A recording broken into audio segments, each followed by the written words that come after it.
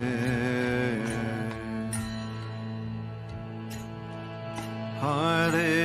Rama, Hare Rama, Rama Rama, Hare Hare,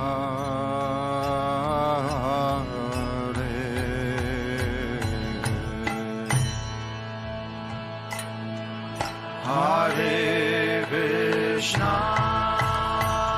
Everybody a little louder. Hare Krishna, Krishna, Krishna, Hare Hare,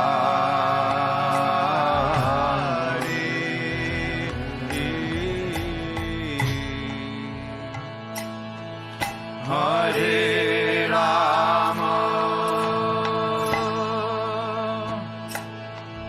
Hare Rama, Rama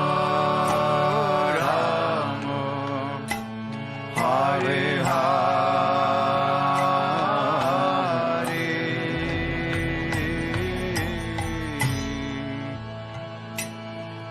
Hare Krishna, Hare Krishna, Krishna Krishna, Hare Hare,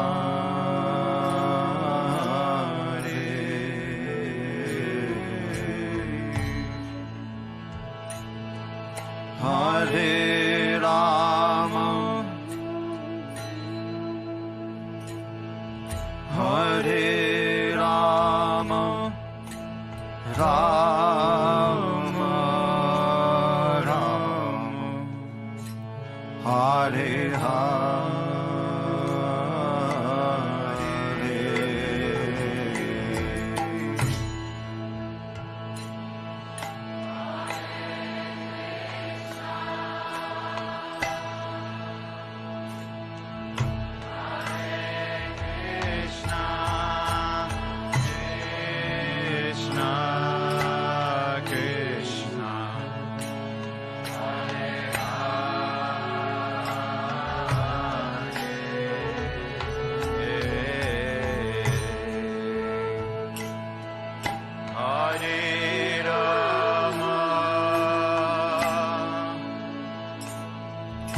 Hare Rama, Rama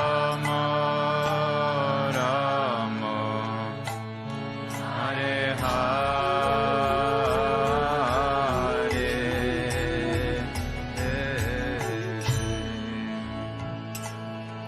Hare Krishna, Hare Krishna, Krishna Krishna, Hare Hare,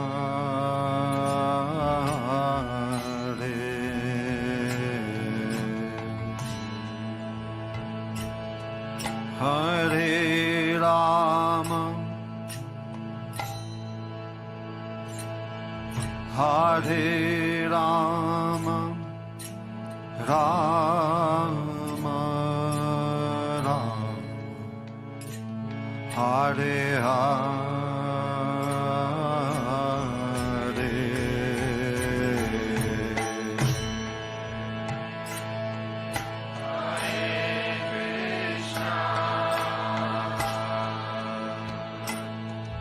Hare Krishna, Krishna Krishna, Hare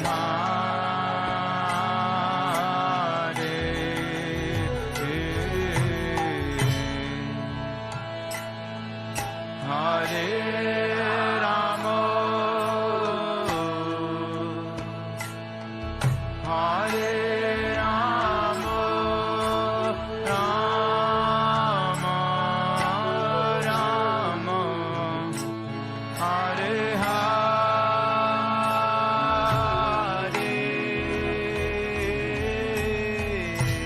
everyone, together a little louder, please. Hare Krishna, Hare Krishna, Krishna Krishna, Hare Hare,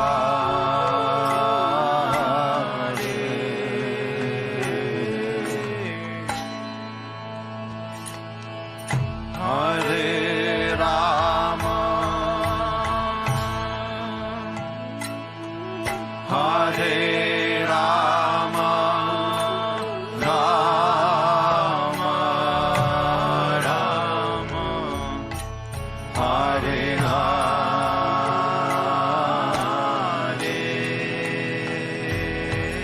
One more time again, a little louder. Hare Krishna, Hare Krishna, Krishna Krishna, Hare Hare.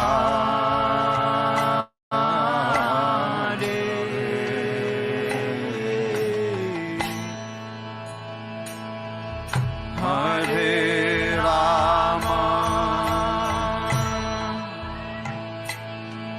Hare Rama, Rama Rama, Hare Hare.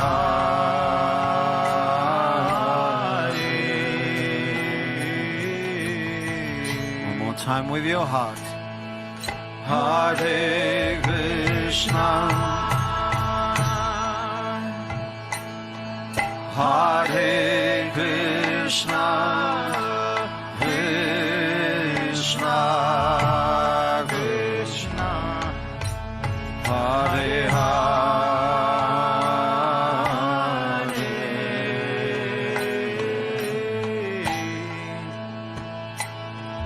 Hare Rama, Hare Rama, Rama Rama, Hare Hare.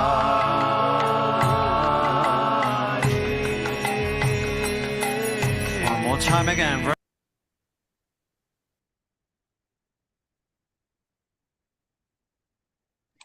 Hare Krishna, dear devotees, please accept my humble obeisances. All glories to Srila Prabhupada.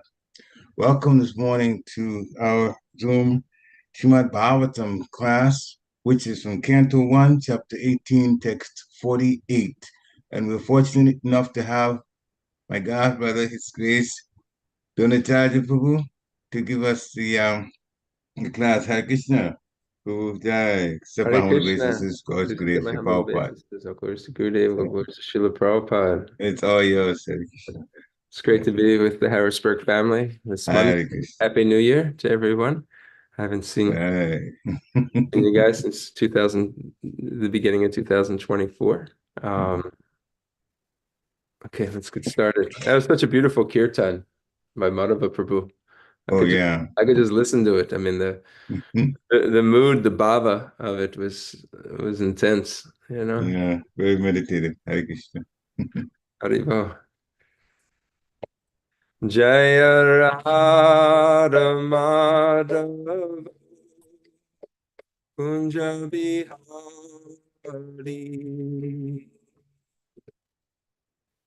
Jaya Radha Madhava Kunja Bihari. Jaya Gopi Jana Vallabha Girivaradari. Gopi Jana Vallabha Girivaradari. Yashoda Nandana Braja Jana Ranjana. Shodanandana Brajajana Ranjana. Jamunatira Vanachari Jamunatira Vanachari Jaya Radha Madhava Kunja Bihari Jaya Radha Madhava Kunja Bihari Gopi Jana Vallabha Girivardhari Gopi Jana Vallabha Girivardhari Yashodanandana Brajajana Ranjana Yashodanandana Brajajana Ranjana Jamunatira Vanachari Jamunatira Vanachari Jaya Ramadava Kunjabihari Jaya Ramadava Kunjabihari Jaya Ramadava Kunjabihari Jayam Vishnupad Paramahamsa Parivrajapacharya Shotatara Shishimad His Divine Grace Srila A.C. Bhaktivedanta Swami Prabhupada Ki Jayam Vishnupad Paramahamsa Parivrajapacharya Shotatara Shishimad His Divine Grace Srila Bhaktisiddhanta Saraswati Goswami Thakur Maharaj Ki Yay. Ananta Koti Vaishnava Vrinda Ki Yay. Nam Acharya Srila Haridas Thakur Ki Yay. Prem Skoho Shri Krishna Chaitanya Prabhu Nityananda Shri Advaita Gadadhar Shri Vasari Gaura Bhaktivinoda Ki Yay. Shri Radha Krishna Gopa Gopinath Shyamakun Radha Kun Giri Govardhan Ki Yay. Shri Vrindavan Dham Ki Yay. Navadvip Mayapur Dham Ki Yay. Ganga Maya Ki Yay. Ramona Maya Ki Yay. Bhakti Devi Ki Yay. Tulsi Devi Ki Yay. Shri Harinam Sankirtan Ki Yay. Dronacharya Srimad Bhagavatam Ki Yay. Samaveda Bhaktivinoda Ki Yay. Jai Gaur Hari Premanande. Hari Hari Bo. All glories to the assembled devotees. Hare Krishna. All glories to the assembled devotees. Hare Krishna. All glories to the assembled devotees. Hare Krishna. All glories, all glories, all glories to the lotus feet of Shri Shri Guru and Shri Gaur. Nama Om Vishnu Padaya Krishna Prastaya Bhutale Srimate Bhakti Tirtha Swami Niti Namane Namaste Krishna Padaya Prabhupada Ashatatmane Shri Gaura Karuna Shakti Bhakti Tirtha Iti Namane Nama Om Vishnu Padaya Krishna Prastaya Bhutale Srimate Bhakti Vedanta Swami Niti Namane Namaste Saraswati Devi Gauravani Pacharine Nirvishesha Shunyavadi Paschatya Deshatarine Om Namo Bhagavate Vasudevaya. Om Namo Bhagavate Vasudevaya. Om Namo Bhagavate Vasudevaya. Om Namo Bhagavate Vasudevaya. Om Namo Bhagavate Vasudevaya. Om Namo Bhagavate Vasudevaya. Narayanam Namaskrityam Naram Chaiva Narottamam Devim Saraswatim Vyasam Tato Jayamudirajit Nasta Prayeshu Abhadreshu Nityam Bhagavata Sevaya Bhagavati Uttama Shloke Bhaktir Bhavati Naishtuki. Before reciting Srimad Bhagavatam, one should offer one's respectful obeisances first unto the Supreme Personality of Godhead, Lord Narayan, unto Nara Narayan Rishi, the supermost human beings, unto the goddess of learning, Mother Saraswati, and unto Srila Vyasadeva, the author. By regular attendance in classes on Srimad Bhagavatam and rendering service to the pure devotee, all that is troublesome to the heart becomes almost completely destroyed, and devotional service becomes established within one's heart as an irrevocable fact.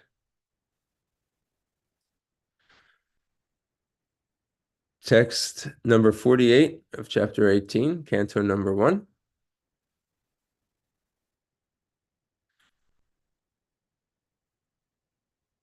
Tirakshkrita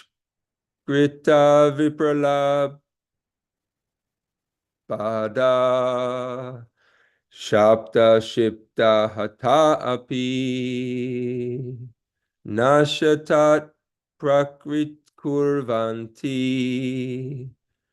Tad Bhakta Prabhavopihi Tirakskrita Vipralambada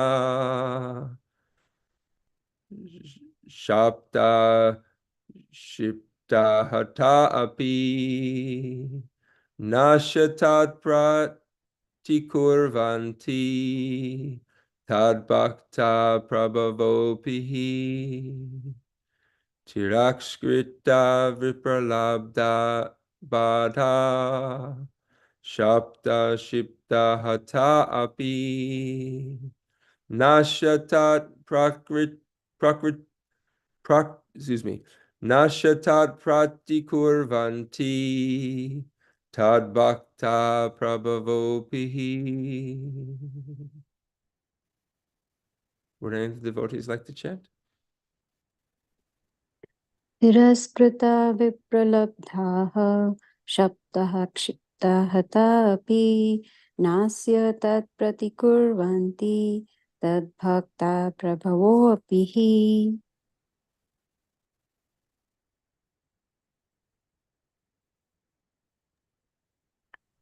तिरस्कृता विप्रलब्धाः शब्दाः क्षिप्ताः तापि नास्य तत् प्रतिकुर्वन्ति तद्भक्ताः प्रभवोऽपि हरे Krishna Tirakshita vipralabdha shapta Shipta hata api nasyatat pratikurvanti tad bhakta prabhavo pihi. Hey. Tirashkrita vipralabdha shapta shipta hata api nashya tat pratikurvanti tad bhakta prabhavopihi. Hare Krishna.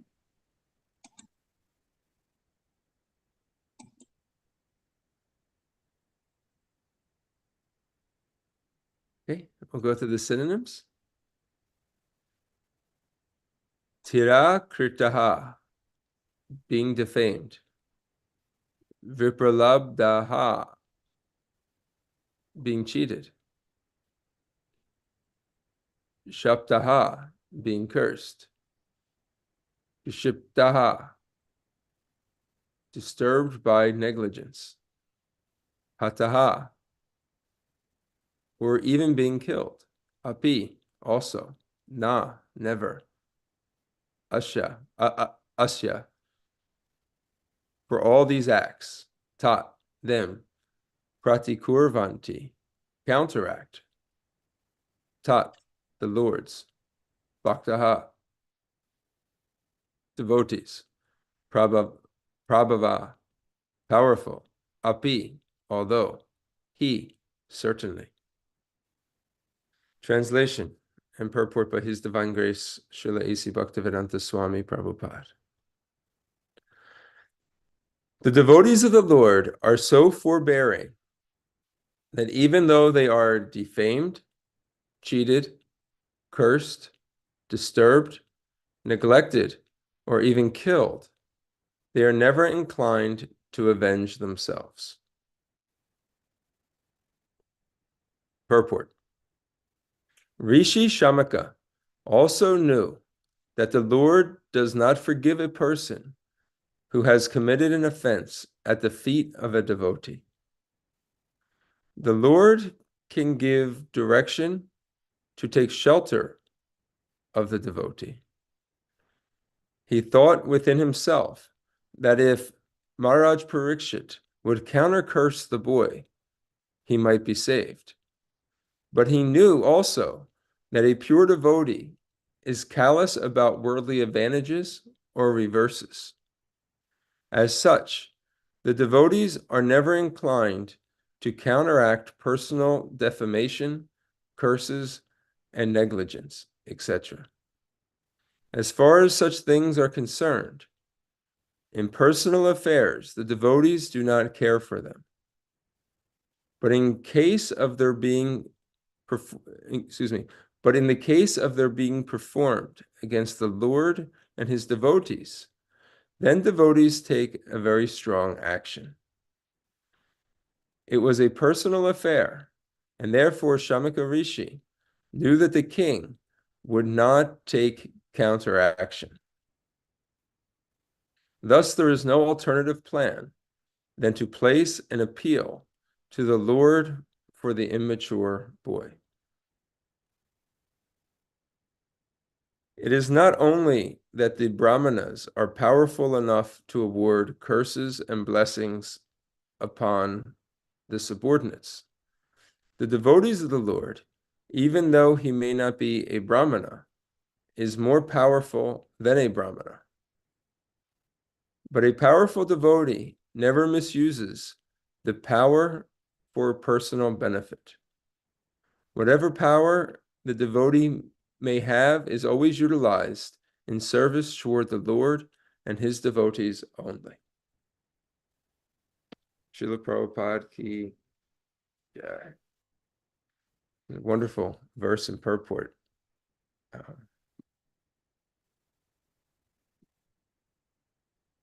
Om Agyana Timbarandasya Gyananjana Shalakaya Chakshur Umilitam Jena Tasmai Shri Gurave Namaha Shri Chaitanya Manobhishtam Stvapitam Yena Bhutale Swayam Rupa Kadamayam Dadati Swapatantikam Nama Om Vishnu Padaya Krishna Prastaya Bhutale Srimate Bhaktivedanta Swami Niti Namine Namaste Saraswati Deve Gauravani Pracharine Nirvishesha Shunyavadi Paschatya Deshatarine Jai Shri Krishna Chaitanya Prabhu Nityananda Shri Advaita Gadadhar Shivasari Gaura Bhaktavinda Hare Krishna Krishna Krishna Hare Hare Hare Rama, Rama Rama, Hare Hare.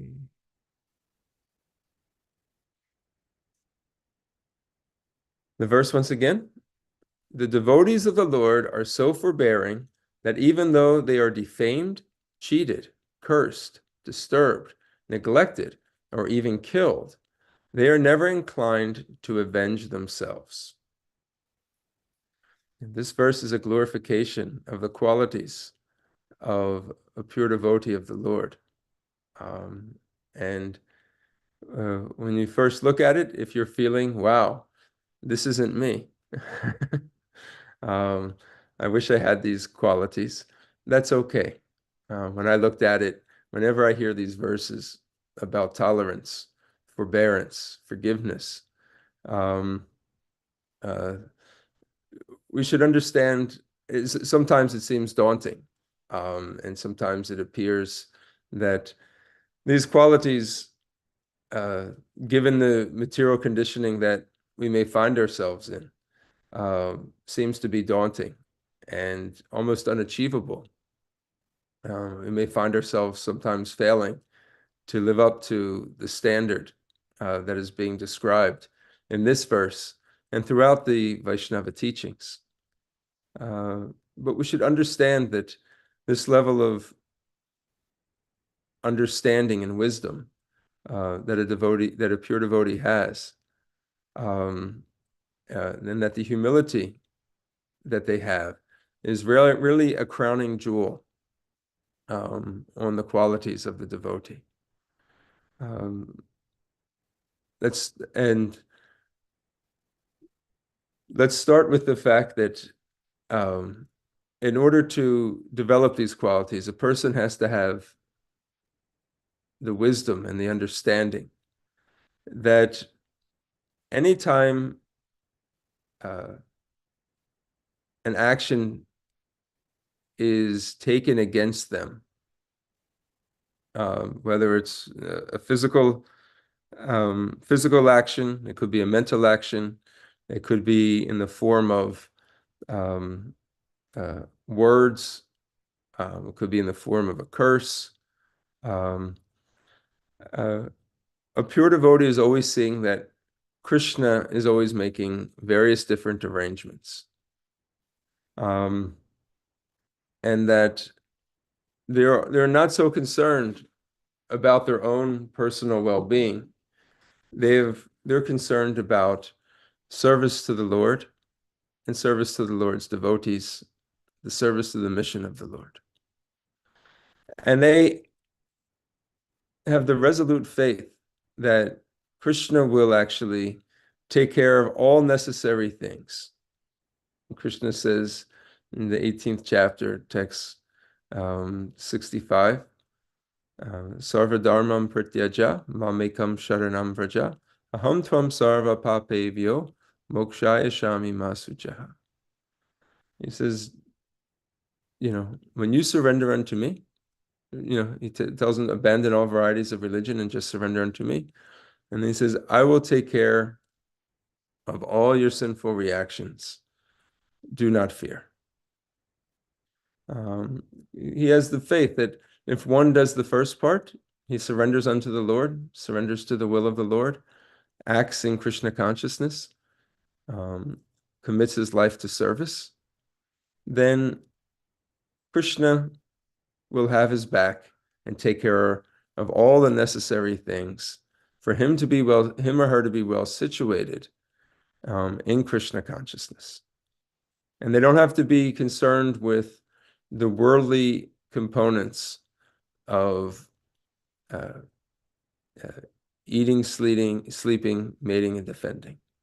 Specifically, in this case, we're talking about defending one's reputation, defending one's other things that may be there, whether it's one's wealth, one's physical body, etc. We should see it from the perspective of a person who's in full knowledge. And then we can see it from the perspective of Lord Krishna, how Lord Krishna, looking down from a different sphere, is seeing that, okay, this devotee has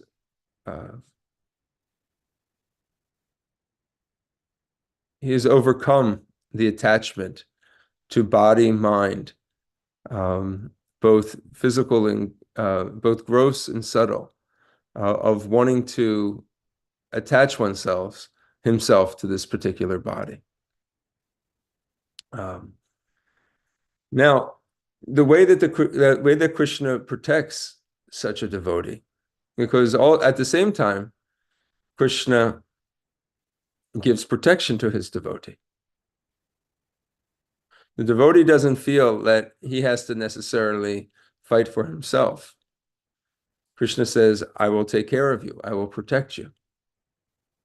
So the way that Krishna protects one is that Krishna, sometimes he comes himself to protect, and sometimes he protects you through his devotees.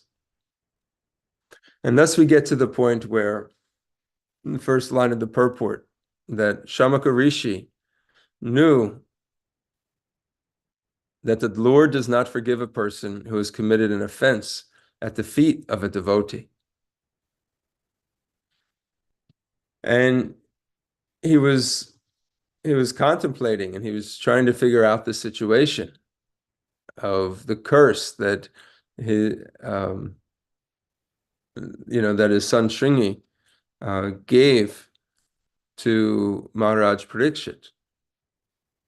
And Maharaj Parikshit, being a powerful saintly king and pure devotee of the Lord, he understood that because this was personally directed towards him, he was not going to counter curse this particular curse that was given to him, that was basically going to end his life. Although he had the capability of doing so, this was not his character. This was not part of the activities that he did. He was accepting that somehow due to the Lord's arrangement, that he fell into a particular state of mind, performed the activity of disrespecting the sage, and as a result, he had to receive the reaction. But Krishna ultimately had a plan. So therefore, Shamaka Rishi understood that there was not going to be any type of counter cursing. It was going to play out as the Lord's arrangement. And the Lord would intercede through either his pure devotee or the Lord himself coming and making arrangements in the situation. We see that the Lord protects his devotee. There are various examples given in the Shastra. One of them that comes to mind is Durvasa Muni and Maharaj Ambarish. When Durvasa Muni felt neglected or disrespected by Maharaj Ambarish, who broke his fast, and he just very innocently broke his fast, and without first feeding Durvasa Muni. Durvasa Muni took this as a great offense and tried to have Maharaj Ambarish killed. And we can see the difference in mentality. Even though Durvasa Muni was a sage and a very powerful one, this very slight action by Maharaj Ambarish set him off to the point where he created this demon to chase Maharaj Ambarish and have him killed. But the Lord came in the form of his Sudarshan chakra and actually started chasing Durvasa Muni. Even to the point where Durvasa Muni, he took shelter of Lord Vishnu. And Lord Vishnu said, I cannot help you. He said, you actually have to take forgiveness and beg and from the feet of the devotee who you have offended.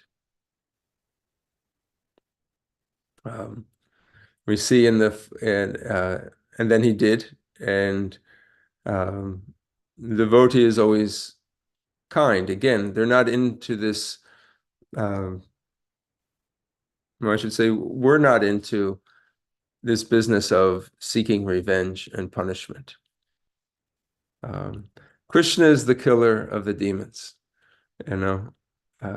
Krishna, devotees, we want to act on the welfare and the benefit of, even if people fall under illusion and they act in a way which is counterintuitive to their spiritual identity, we still want to be able to help them once they are able to overcome and recognize their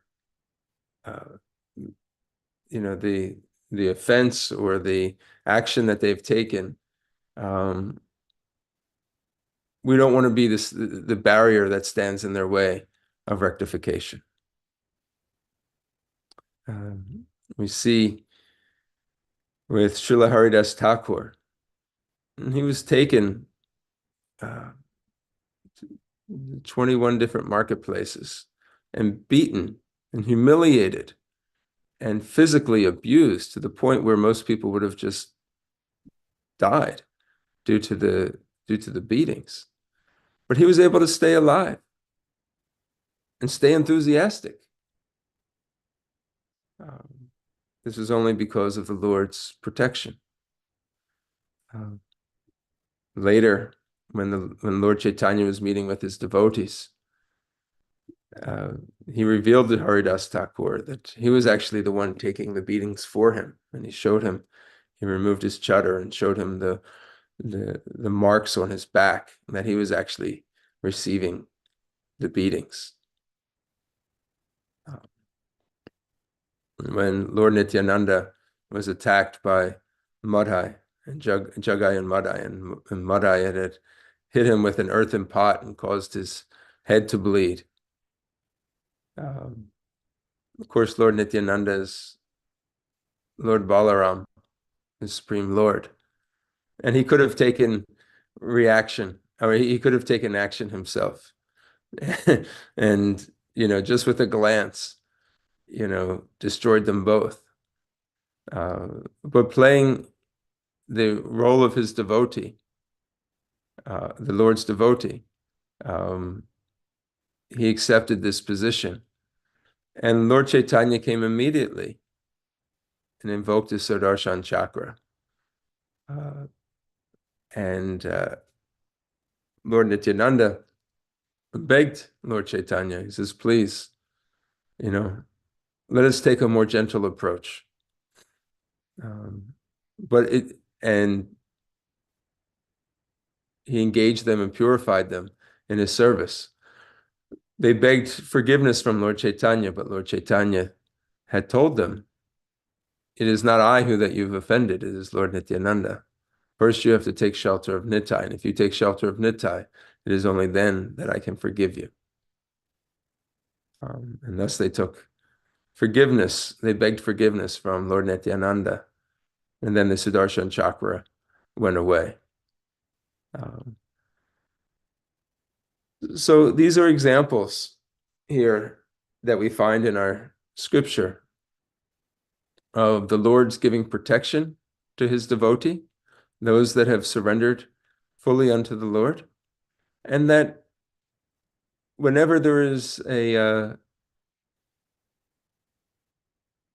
act of aggression towards a devotee, the Lord does not take very kindly to it. And if one asks the Lord for forgiveness, the Lord will actually reject and redirect that devotee, that person, that he has to take shelter of the person and beg forgiveness of that person who they've offended. And sometimes this can be uncomfortable. One may want to just take the easier approach and say a prayer and try to get forgiveness from the Lord himself. It's almost very impersonal, because we feel, okay, I've said this to the Lord, but is the Lord really going to, is he really hearing me, or is it just kind of like I'm writing a letter to somebody who's not going to respond? And therefore we kind of clear our conscience. Okay, I've asked the Lord for forgiveness, and the Lord, being all merciful, is going to forgive me. But it's not, like I said, personal. It's an impersonal way of addressing it. Having to go to the person who you've offended, speak the words of what you've done, why you've did it, and why you feel that you were wrong for doing it, and asking that person to please forgive you, so that you may move on and that they may move on, takes a lot of strength. Our false ego becomes very challenged at that point. To be able to submit to somebody who you feel that you've done something, or that you've taken a particular aggression towards, and then submitting to that person is not an easy thing.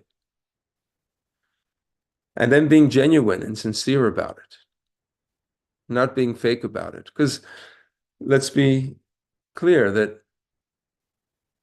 although devotees are merciful and forgiving, they're also very perceptive. And they can see when somebody is sincere or they're simply just trying to get out of the trouble that they've caused. And this comes with intelligence, and the intelligence comes from the Supreme Lord. So for a person to have sincerity in the words that they say and want to really rectify their behavior takes a lot of spiritual strength, some of which people may not have at this particular time in their life. And as a result, they may never truly rectify the situation. And then they have to live with this conscience and the ramifications throughout their life. This is bringing this to a practical level in our lives.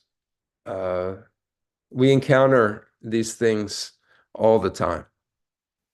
We encounter situations where people are aggressive to us.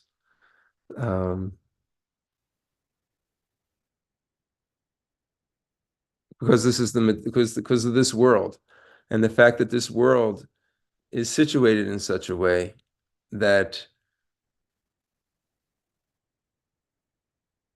competition and achievement are valued much higher than the principles of sharing and seeing and being happy for the other, for your neighbor or your fellow person to achieve. This is a world of jealousy. This is a world of envy. And sometimes this carries over even into our spiritual life and spiritual communities. When we see the success of a fellow devotee, and sometimes we don't feel good about it. This is not a good quality. And we should understand when these things come up within our hearts that this has to be destroyed very quickly, or else it will eat away at us and not just destroy us, our spiritual life. It'll be a weed that chokes off and takes all the nutrition from our devotional creeper. But it also has the potential to create great disruption in our spiritual communities. Envy, jealousy, pride. And where does it come from? It comes from this false sense of self, the false ego,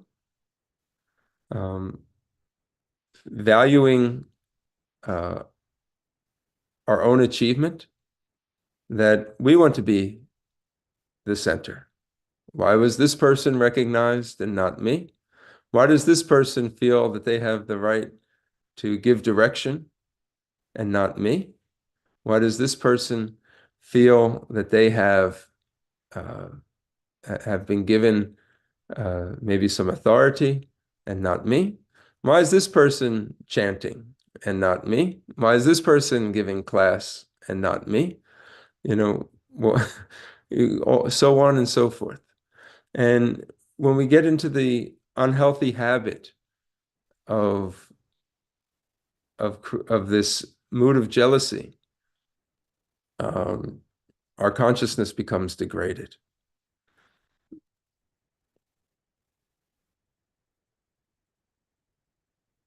In the material consciousness, these things are very natural.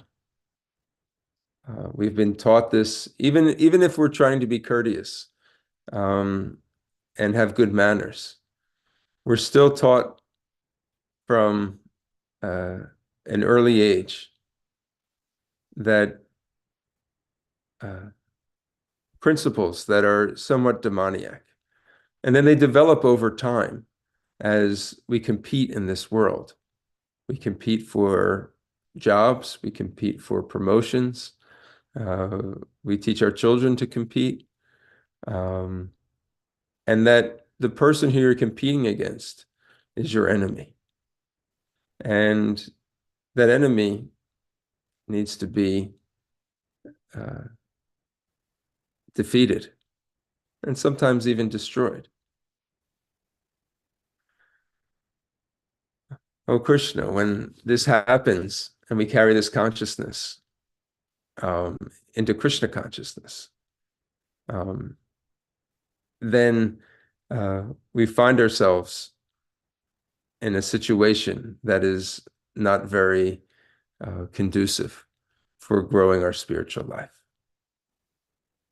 I know there was a point in time, I guess different communities have different struggles, but I remember there was a period of time when there was a lot of newly married couples, and they all had children, and there was a lot of competition. We didn't have a lot of people to look up to guide us through this new stage in life. And everybody, it just seemed like the competition was just so strong about, one, their children being given preferential treatment, and if their child wasn't given preferential treatment and they felt another child was, I mean, it became such a big deal. And then it was, a wife said something to another wife, then the husband started to defend his wife, and then the wife started to defend her husband, and then another person got involved, and next thing you know, the whole beauty of a spiritual atmosphere of sharing, of giving, of loving, of wanting to see the advancement and celebrating the advancement of your fellow devotee. It wasn't even part of the situation anymore. It all became about establishing one's own family and their reputation and trying to promote one's own position and standing in the spiritual community.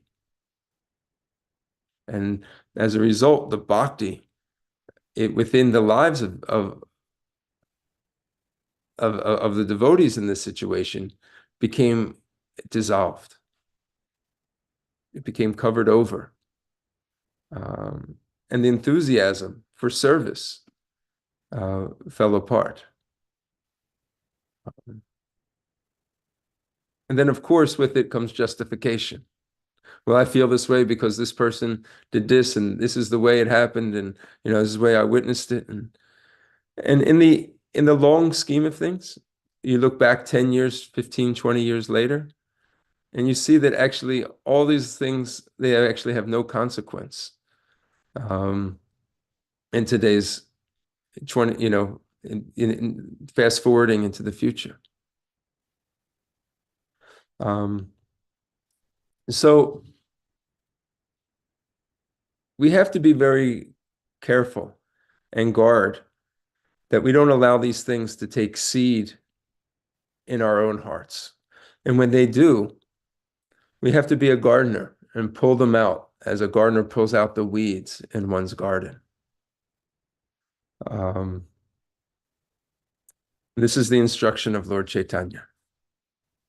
And Lord Chaitanya has given us the verse. We love the verse. The application of the verse becomes always a challenge. But Lord Chaitanya and Guru will help us if we have a sincere desire to embody this verse. We should chant this verse. Srila Bhaktisiddhanta Saraswati Thakur said we should carry this verse and string it around our neck like a garland. Trinadapi sunichena, torore vasahishtrana, amanina manadena, kirtaniya sadahari.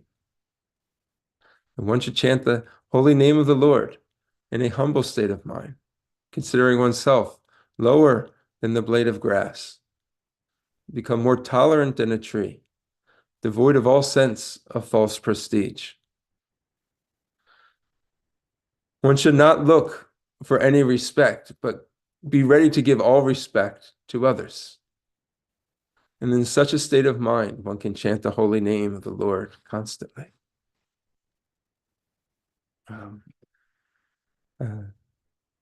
This is the instruction of Lord Chaitanya. And this should be a goal that a devotee should have. We should not see this as something that is so unattainable, I'm just going to do the opposite of it. We can't say that this level of consciousness is not for me. I heard the devotee one time say, that's all good, but I'm not that type of devotee. Justifying their improper behavior by basically saying, essentially, I'm a materialist and I'm going to act like a materialist, even though I'm going to wear the dress markings and give the impression externally that I'm a devotee of the Lord. This should not be our consciousness. And the last thing I want to say here is that the nectar of instruction, nectar of devotion, they give us some insight that if we're in an environment where devotees are being insulted, we use the word blaspheme, where there's some aggression toward them, there are three options. I'll read this really quickly. It's not very long. It's only a paragraph.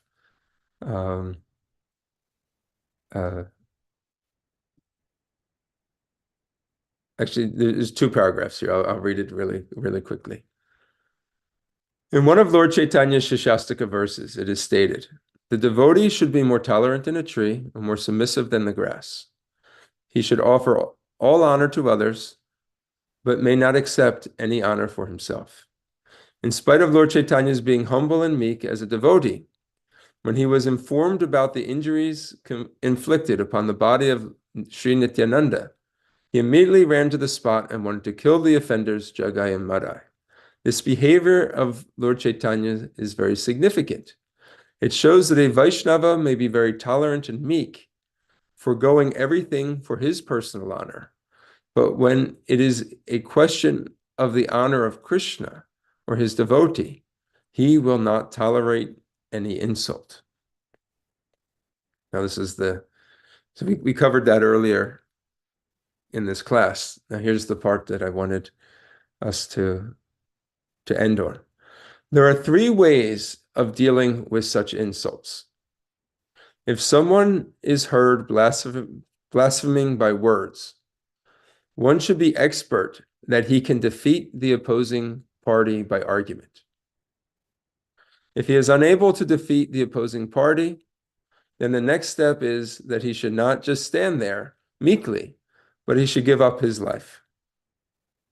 The third process is followed if he is unable to execute the above two processes. And this is that he must leave the place and go away. If a devotee does not follow any of the above mentioned three processes, he falls down from the position of devotion.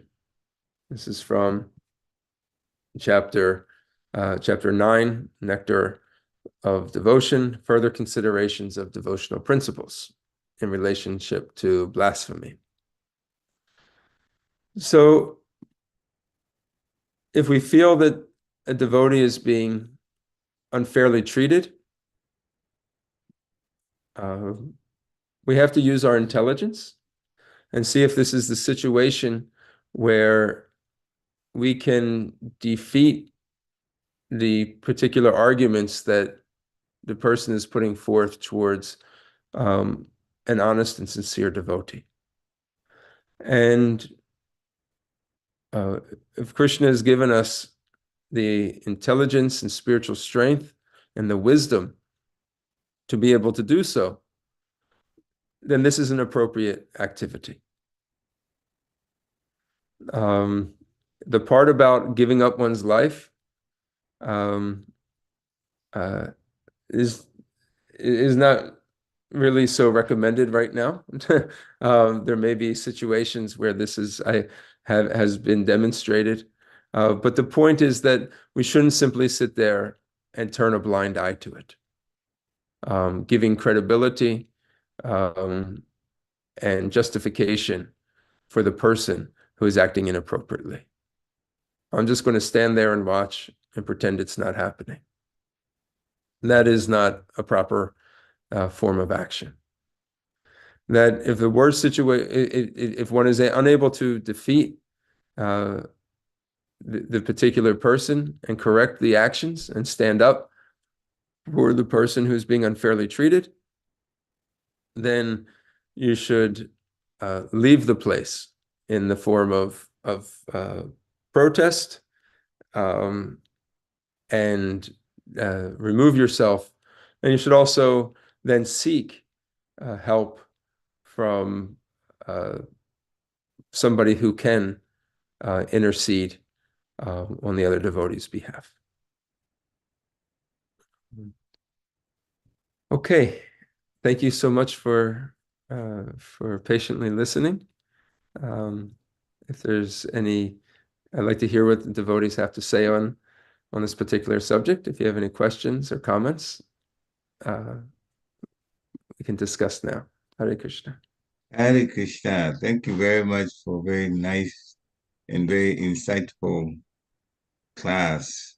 So many points and so many examples that you gave from the Shastra, overreaction by Vivas Muni, and other examples that you gave to really make the point, and then ending it with the instructions from Nectar of Devotion.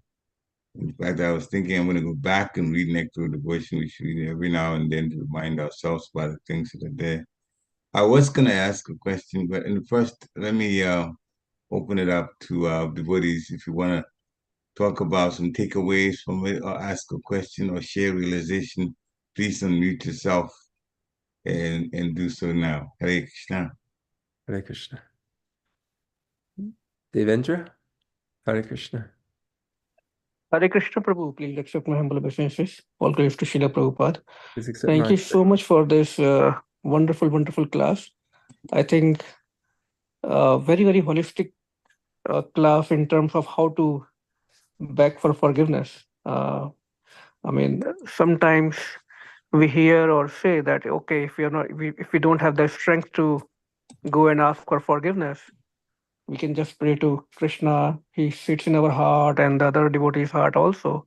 All good to say, but I mean, if we don't have that spiritual strength, we don't even can access of the super soul inside us. So how that will work? So there is no shortcut in that particular aspect. So thank you for bringing that point very expressively. So just wanted to thank you for that. Hare Krishna. Hare Krishna, Prabhu. One question, Prabhu, I have is like when we talk about these pure devotees who are not reacting to any of the tortures, any of the abuses, but at the same time, sometimes we also say or hear that God helped those who help themselves. So how to understand in that context? Yeah. So the position of the pure devotee, the reason why they don't act for their own personal self-interest is because they're acting for the interest of Krishna. And Krishna, knowing that if one waters the root of the tree, and that if you're connected to Krishna, that Krishna will provide everything that is necessary. Krishna tells the one who worships me, and these are the promises that Krishna makes, that if you engage in my service fully and engage your consciousness in me fully, I will carry what you lack and I will preserve what you have. I will give you protection. And he tells Arjuna this several times in the Bhagavad Gita. And we see this in the example, throughout the Srimad Bhagavatam, of Krishna giving protection to his devotees that take shelter of him. We see it here in the example of Maharaj Parikshit. And so on. As we go through the Srimad Bhagavatam, we're going to see example after example of the Lord's protection and mercy. So a devotee understands that if I give my life to Krishna, Krishna will take care and protect me. And therefore, indirectly, a devotee is taking care of his own self-interest, but not working for his own self-interest. He's placing himself under the protection of the Father, as opposed to trying to work independently from the Father. And then he understands, okay, my father's a very rich man, he's a very wealthy man, he's a very influential man. He can make any arrangements necessary. I don't have to worry about, these things. With regards to the statement that, God helps those who help themselves, when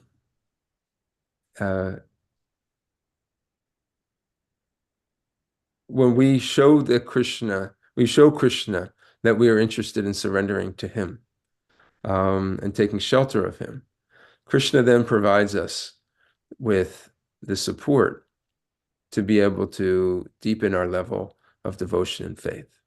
If we don't express to Krishna, and we don't have that desire for ourselves for help, then Krishna treats us in a very neutral way. But when we take a step toward Krishna and turn to Krishna, Krishna then begins to intervene in the life of a person who's turned to Krishna.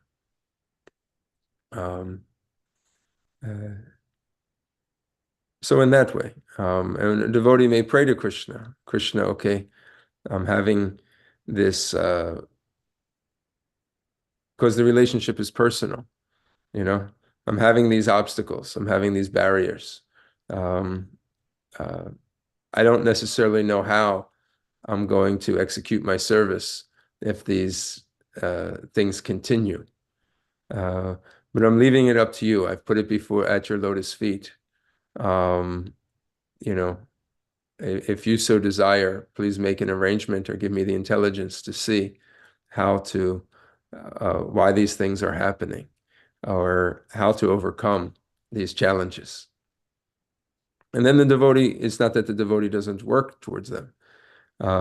He doesn't, but he relies on Krishna and puts his faith in Krishna as opposed to working independently of Krishna. Thank you, Prabhuji. Thank you for explaining it so nicely. Thank you. And I also loved the point where you said making offenses to devotees and then going to Krishna for forgiveness is kind of little impersonal. Of course, we can pray to Krishna, but to give us the strength so that we can go to, the devotees and ask for forgiveness. So thank you so much. I really love the class today. Hare Krishna. Hare Krishna. And you said it really nicely. You could justify it saying, well, I prayed to the Lord in my heart, and the Lord in my heart is the same as the Lord in the other person's heart. So we just kind of transferred it that way, And, I don't necessarily have to face the person. I don't have to, because it's uncomfortable if it's done in a sincere way. A proper apology comes with an explanation of the consciousness of why something was done, not necessarily a justification, you shouldn't justify it. It was really okay. I'm letting you know why I did it, and it's okay. It's really, we become overwhelmed with these lower natures. We fall under illusion. This is the nature of the conditioned soul. We shouldn't be surprised. At the same time, it's not where we want to reside. Thank you very much for this insightful discussion so far. Devotees, if you want to join in or ask a different question, you can do so. Please unmute yourself and do so now. Hare Krishna. Hare Krishna, Dronacharya. Please accept my humble obeisance as all goes to Prabhupada. Drona, powerful class, Drona. Powerful class. I have to go back and hear the recording. You touched on so many amazing, deep points. Thank you. Definitely food for thought. I really want to thank you. So deep. As you were speaking and sharing, I was, one thought that came to my mind where Srila Prabhupada says, that I think there's an example that you gave about, devotees always, comparing, right? When they were grahastas and with children and they were having this competition, comparison and all that khichdi, as we call it. Parents are the worst when they get especially new parents. Oh my God. Oh my God. Rona has like a headache. Like I can't, And the worst thing is when they come and ask you for help and you're like, wait, you didn't help me raise my kid. Why am I raising your kid? Like Krishna Chaitanya. That's the joke. But when you're mentioning that point, I was really remembering Srila Prabhupada's 2 points by Srila Prabhupada, where he said he wanted generals, not foot soldiers. I remember that too. Yeah. Which means that we have to step up the game, and not be just in our comfort zone, lack of a better word, and just within our own nucleus. And another point that was coming to my mind when you're speaking is, Srila Prabhupada says, your love for me will be shown by how much you cooperate. That was also another strong point that came to my mind as you were speaking. Like you touch upon a lot of points, Rona. I really have to go back and make notes. I mean, really, thank you for this power pack class, especially speaking about offenses. And another point that I really like that you mentioned was, even when we see an offense, we just can't stand and watch it. And I think that is so sad. Because what comes out is when we just stand and watch, I think, and let me know if this is the right thinking, Drona, there's lack of devotee care and lack of compassion. We just stand and watch someone getting hurt and we just ignore it. Where's the devotee care? We speak so much about devotee care, but do we really care? Do we really care? That was a point that really crossed my mind when you were speaking about those few scenarios and situations. So yeah, I have to go back and play your class, Drona. It's really powerful. Thank you so much. And Krishna's Guru's mercy. These classes in the morning, you can kind of get into a little bit more experience and practical application. Public classes, more kind of general philosophical and stuff, but these are situations that at one point we all go through, and it's very common for us to be in these situations. I know I'm in these, it's something that I'm constantly fighting, myself. So being able to speak like this is preaching for myself first and foremost. As far as when we, correct the situation or want to intercede on behalf of another devotee, there's also an art to that. I mean, we can use our own intelligence and use common etiquettes and considerations, but we should also make sure that we're not making the situation worse. So we have to, sometimes there's training that is required, to handle certain situations. Some of the situations may be beyond our capacities, and there are avenues to take, even within our own organization, ISKCON, that one can resolve, situations that may be out of our control. But we don't want to make it, sometimes we're not going to be able to be the hero. And sometimes that's another aspect of the false ego, where we try to be the hero in the situation. Am I a person that the other person will listen to or respect enough?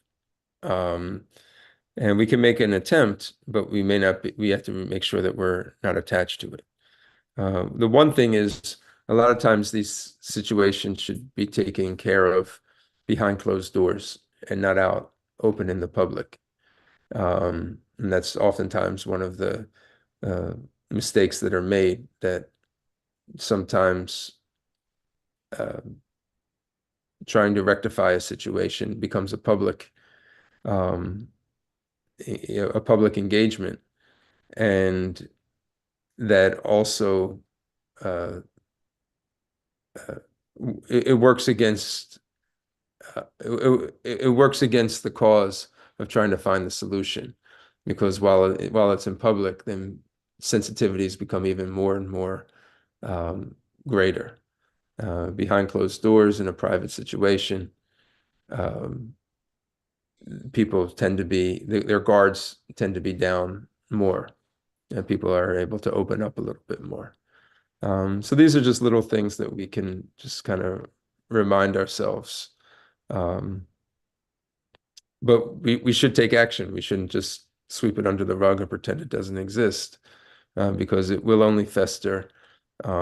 Devotees will become hurt, and then our spiritual values also become compromised.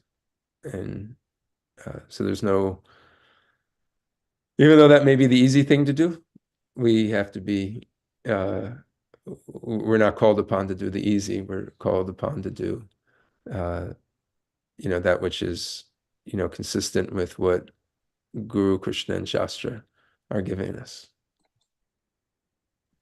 That's such a good point, Prabhu. Yeah, sometimes we think that it's easy, but sometimes we are being challenged spiritually, to do the tough situations. And I like the point that you said, where devotees do get hurt, they do feel, like left out, not cared for. That's the thing. They don't feel cared for when they're in such situations, and that's really, really sad, because some devotees have left the movement just from such situations where they were not supported or cared for.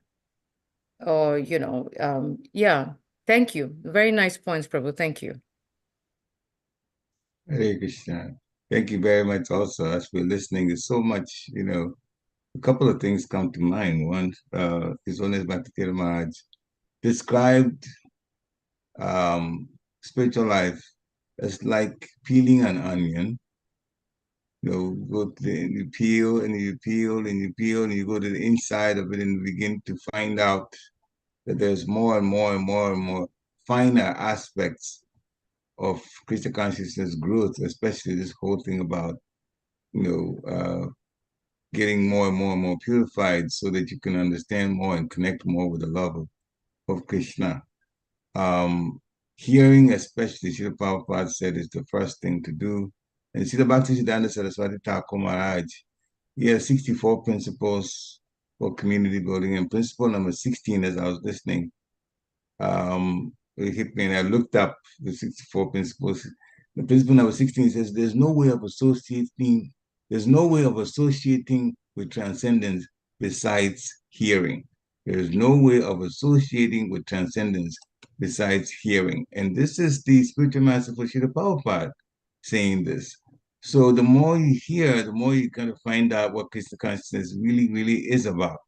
And speaking about that, the point that you made about from the nectar of devotion, about when a devotee hears another one being blasphemed, what should they do?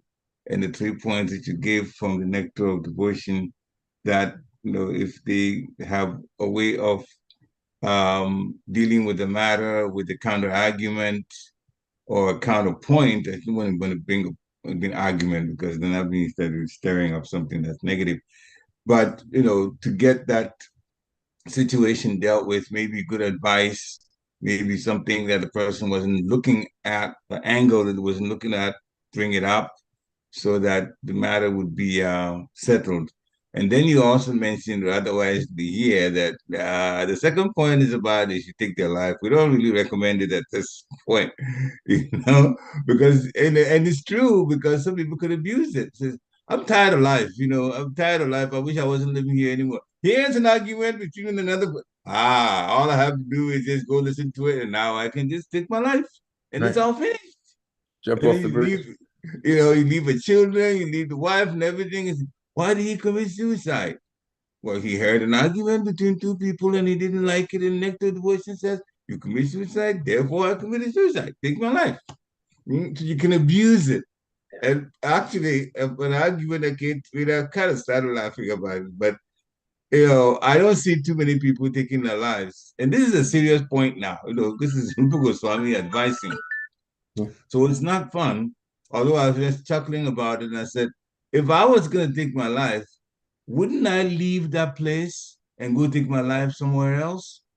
I wouldn't take my life right in front of them. Maybe not. And if I left the place thinking I'm going to take my life, but I've left the place, doesn't that satisfy the third point, though, that you have to leave the place? So what's the point of taking your life once you already left the place? So I started thinking, that's what I started laughing about this whole point. But it's not funny. These books have been written for the next 10,000 years. So in some situations, it may happen, but of course, the easiest thing is you got a family, you got responsibilities. So if you cannot really bring a counterpoint to resolve the matter, then it's best to leave the place. And just like you said, you don't recommend the second one so much. But I was just bringing counter arguments in my own mind. Says, don't take advantage of this taking your life only because you're tired of this life that you're leading. Hare Krishna. You can't cheat the system. Hare Krishna. Hare Krishna. Thank you. Wonderful points, Parikshit Prabhu. Krishna's mercy, Guru's mercy. Any other points? Yeah, if there are no points, I'm just looking down the list. We want to thank Dronacharya for such a really, really deep class. I do humbly request devotees, when you have the time, please go back and play it. It's on YouTube. It's live recorded. Very good points that we all can use and hear for the beginning of 2024 and really go deep within ourselves. And because all the points that was mentioned is all about, devotee care, community building, building relationships, and growing in our, growing and stepping up the game in our Krishna consciousness. So please do take the time and hear it. And you want to thank Dronacharya for a wonderful class. Vanchakavdubhyascha, Kripa Sindhubevacha, Patitanam Pavanebhyo, Vaishnavebhyo Namo Namaha. Srila Prabhupada ki. Have a wonderful day, devotees. Hari Hari Bol. Hare Krishna. Hare Krishna. Thank you very much, Guru. Hare Krishna, devotees. Hari Bol. Hari Hari Bol.